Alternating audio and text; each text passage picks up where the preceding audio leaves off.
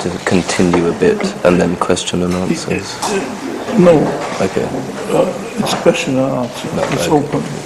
Okay, so we'll open the floor to questions on the back of the first lecture. So, questions. Now, let me start and then. Okay. We have talked about the exchange of present good and future good, as this was or used to be the original problem of interest, how it arose, what's the nature, and so on. And then I said that this was quite inadequate and we have to start from a new beginning. Now we come back, because after all we say that there is a role for exchanging present and future wealth. So let me ask you, we talked about this as a kind of nonsensical problem or a phantom problem, because nobody has ever exchanged one apple today for 1 1/10 of an apple a year from now. Nobody, or even one apple today for 2 apples 100 years from now. These are phantom exchanges. So how come that all of a sudden we make a turn and say, but after all, there is need for... So, would you comment on that? That makes sense, but only if the good is the monetary good, though. So you can only talk about that if it's the numeraire, as it were. Yes. So that substance, which everybody agrees is the common medium of exchange. So if you replace apples with gold, then it would make sense. That's what I would say. Well, I would like to put it in the context of this. In this square model, the various combinations of partnerships which are possible would create present wealth, future wealth, and they arise naturally. For instance, we did say something about creating present wealth, right? Mm-hmm. In the partnership up there, okay? And there is future wealth down here. And these are real examples. It's not like exchanging a present apple for a future apple. And therefore, I think we just have to think it through. That at this level, I mean, not at the level of the very beginning, given some present good and you exchange it for future good. This is too simplistic and not realistic. But once you develop your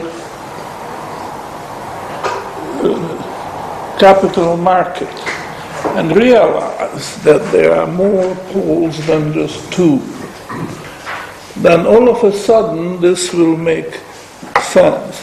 All right, let's go to questions. Keith?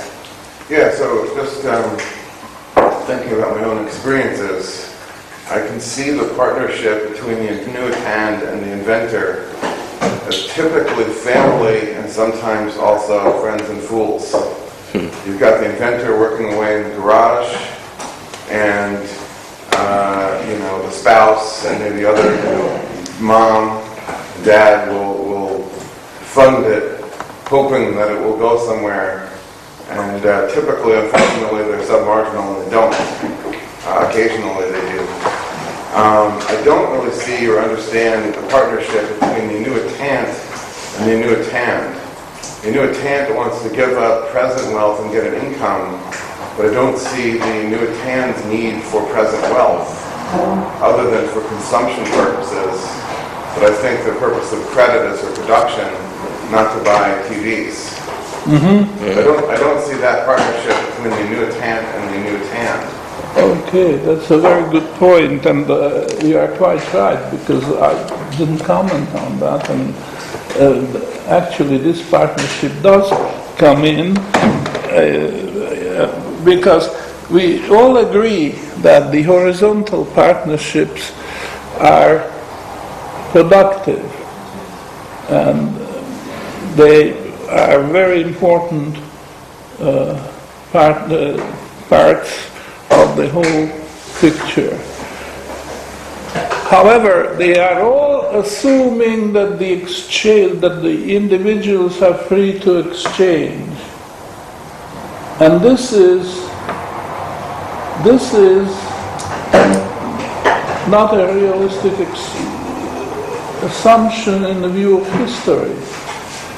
Because individuals have been hampered in their efforts to find the best possible exchanges by canonical and secular laws. And that's just not only usury laws, but also over-regulation of industries and so on and so forth. So, under what conditions would that vertical partnership come into force? Well, I would say if these extraneous forces stamp out all possible exchanges, so say the usury laws set this interest too high, and there will be no ways of forming these horizontal partnerships. However, when this happens, the annuitant and the annuitant form their own partnership. They are not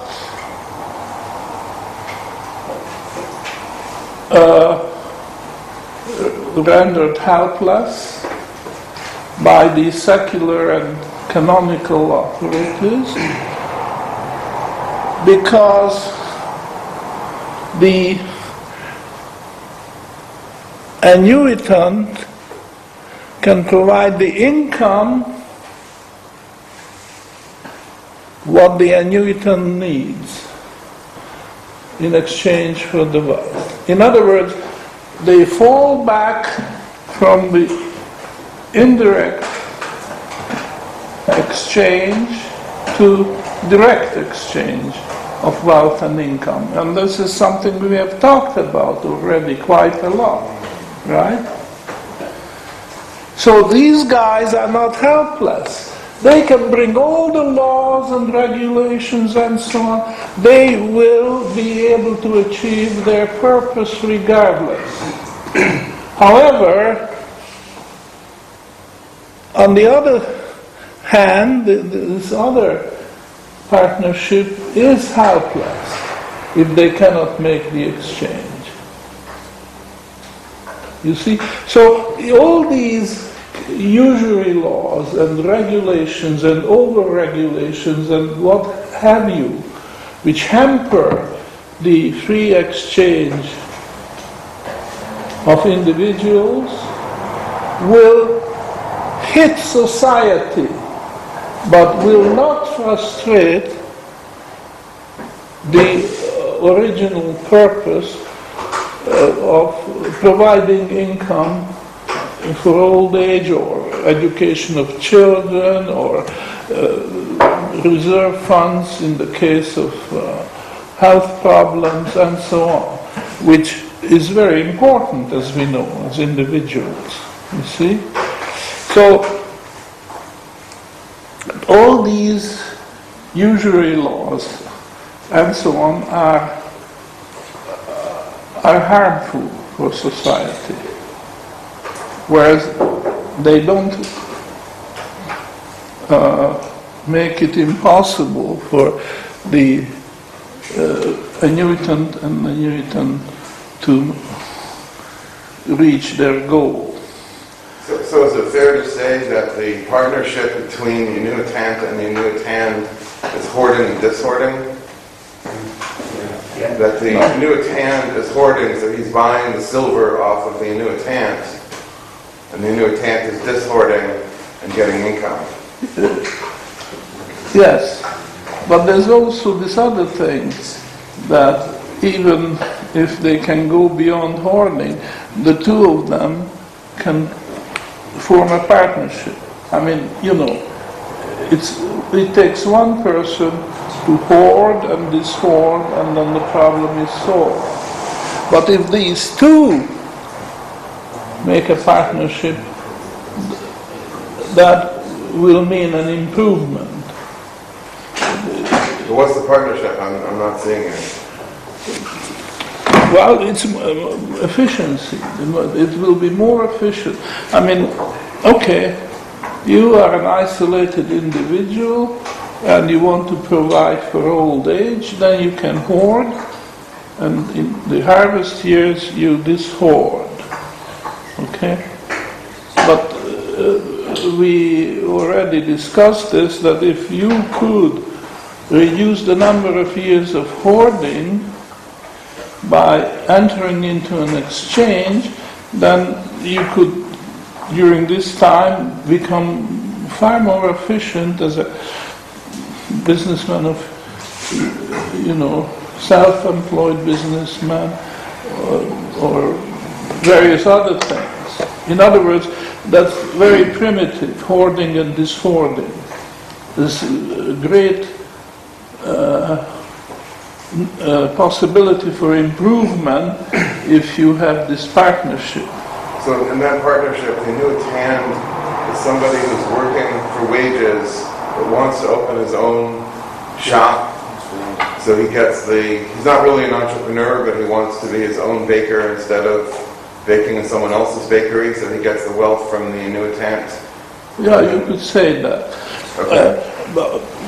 But now, just I'm talking about the vertical partnership of the annuitant and annuitant on the one hand, and the vertical partnership of the entrepreneur and the inventor. And think of it as they are bargaining.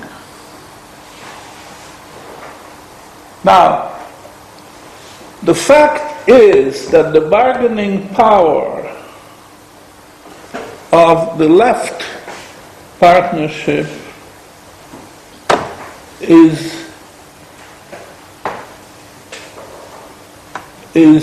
greater. Because if they cannot agree, they are not frustrated. Okay? Whereas the other is. So, this applies not only to the extreme cases, that no exchange between the two vertical partnerships, but we just have to accept it, that it's a nature-imposed limitation. It's as long as we are all mortals and subject to the limitations of old age and so on, as long as this is true, there will be a lack of symmetry. This is not bargaining in the, in the sense of complete symmetry. Okay? Because of this nature-given limitation. that if no agreement can be reached, the left vertical partnership is not frustrated. But the other one is. We just have to see that. So all this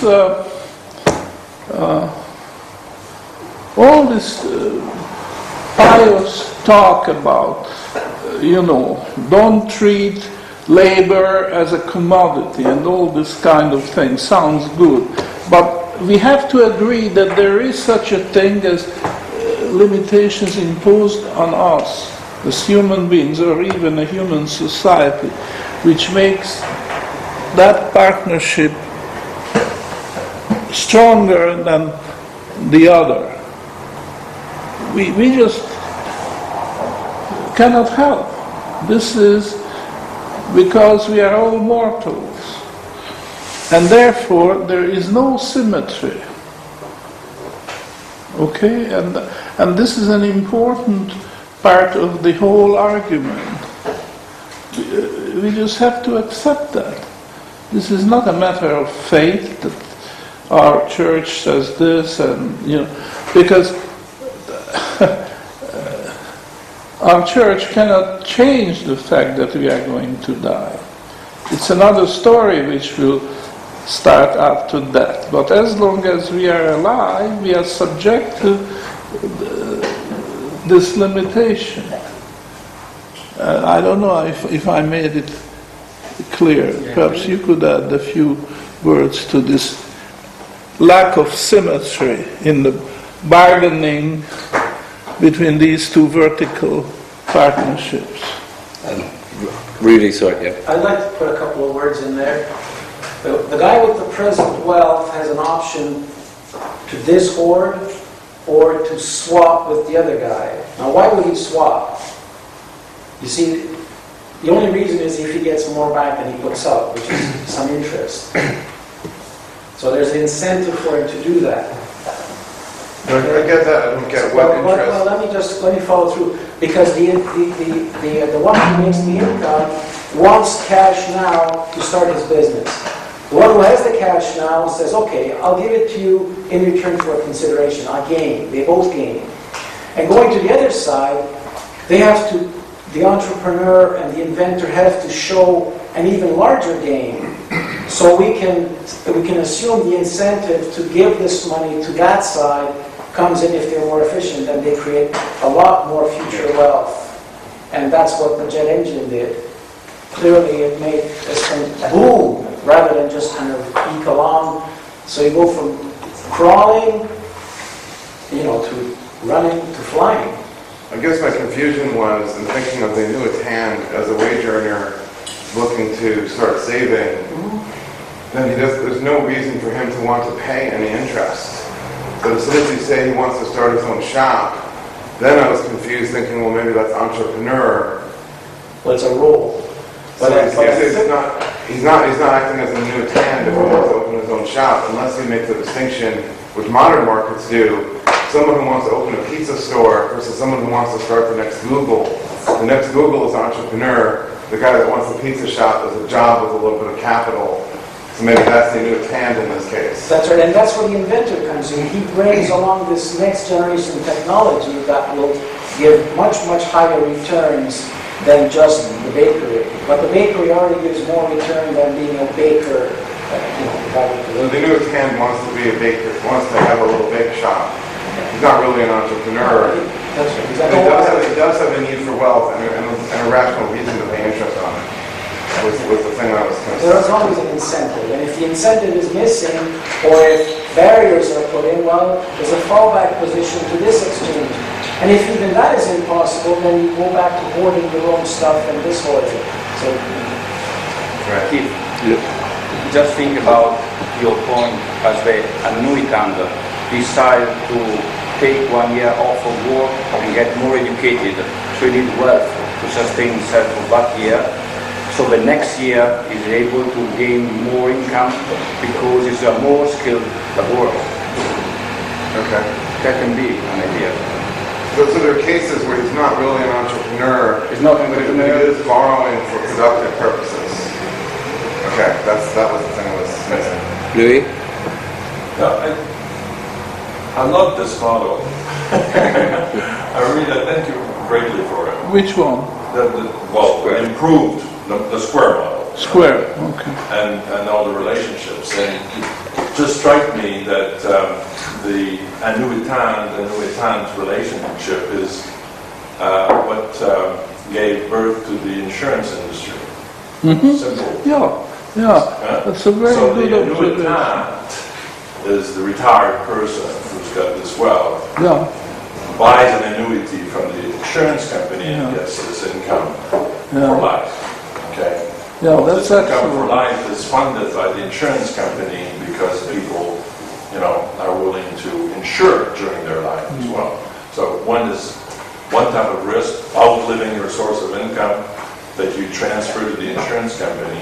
But to me, rather than trying to identify two individuals that you're trying to do, annuitant and annuitant, try and see it as An insurance. a more aggregate relationship in society. So, the partnership between these two on the left exhausts the notion of insurance. So an insurance contract comes into it. Really describes for the word insurance, which I didn't put in, and thank you very much. This is an important And it goes improvement. back to your excellent point that it's because of the cycle of human life. Yeah. And it's fantastic. Okay, let me just say this, that how many ways can capital be formed? I'm asking the question. The answer is 4 ways. One is the individual artisan, could be a fisherman, could be a hunter, could be something more sophisticated than that. If this artisan takes time out to develop his own tools, so the fisherman, the net, the hunter, the bow and arrow, or something like that. In other words, he has to take time out of the time which he could otherwise use for production in order to develop the tools with which he can do that production successfully. Now that's clear, and it's also clear that in our society this plays almost no role whatsoever, because practically nobody, no artisan creates his own tools. He would build up surpluses and then buy the tools. And this means, of course, a great efficiency. In other words, this first form of capital formation can be ignored for our purposes, because it no longer plays a role. It used to play a very important role. But of course, if our world is destroyed by nuclear weapons, and so we might have to go back to the Stone Age and start to learn making our tools again. But let's hope this won't happen, so we can ignore the first as no longer significant. Now the second way of forming capital we have already discussed. It's the top horizontal partnership and also the bottom horizontal partnership. And in fact we can qualify it because the top partnership forms what kind of capital? Entrepreneurial. The bottom one or the Entrepreneurial. R&D is involved. R&D. yeah, this is, didn't we give it a name? Entrepreneurial capital and R&D capital. So let's have a little talk about that. What could you give an example of entrepreneurial capital and then also an example of R&D capital? Could you rename entrepreneurial capital like capital on the move? Because the real capital is owned by the annuitant. When you meet the entrepreneur, the capital starts being on the move, and so it's more productive. And the same for research and development. So the knowledge is in the brain of the inventor, and when he meets the annuitant, is research and knowledge on the move that becomes capital. Okay. It's like gold when stored and when it's used as money. It is analogy. Good analogy. This is a question? No, or? this is just a statement. Sure. Now, I'm asking you for an example of entrepreneurial capital. So, Private equity? it could be just a simple carpenter shop, or a more sophisticated corporation. When you have the saver to come up with the capital, then the entrepreneur is in business because they formed entrepreneurial capital. Okay, so that's easy. Almost all these productive enterprises are based on an entrepreneurial capital. So let's go to the other one. I'm asking you for examples of R&D capital. Well, that's venture capital. Because venture capital, that's where you finance something, hopefully in a year or two a new technology will be developed, and then you put it into business, into production. Right. This is a good example. However, I suggest in a way it's an extreme. Because venture capital... No, that's not coming from a new intent, so we should... I was talking about the capital.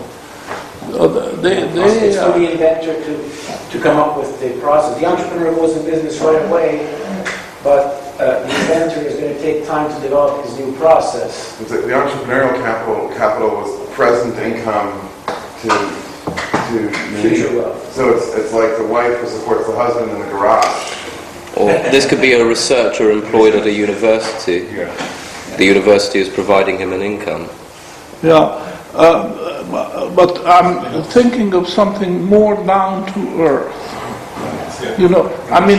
There are various degrees of risks. Involved. When Rudy talks about the venture capitalist, this is perhaps the highest risk. But there are examples of R&D capital when the risk is minimal or non-existent. I can think of an example. For example, they invent a new drug, medicine, okay? And they know it works, but they don't yet have the purity of material. The purity of narcotics comes to mind, but obviously there are corresponding, to heroin is just a product of a purifying of opium. But there must be something in the pharmaceutical industry that they have a wonderful drug, but it's not pure enough. So it takes time to find the ways of purifying the drug, and it may take several years. And the success is pretty secure. Nobody's taking any risks, but obviously it takes time, so somebody has to feed the inventor, which is not really an inventor, it's just a laboratory worker, or even the chief of the laboratory, and then they come up with this future capital. Now the third one, or fourth one, because we dismissed the first, but we still have these two, and they're very much alive and kicking, these two. There is a third one, and this might be the most important. And I already said that in the previous lecture, and Mises said wonderful words about that, which I completely agree with, and that's the triangle of three partners. What are the three partners? Entrepreneur, capitalist, inventor. You see, now unfortunately it's past 12, so we don't have time to give examples of that, but just think about that, because this is the most important way of creating capital, you see, and well, with this I think we call it. So back at 2:30. Thanks very much.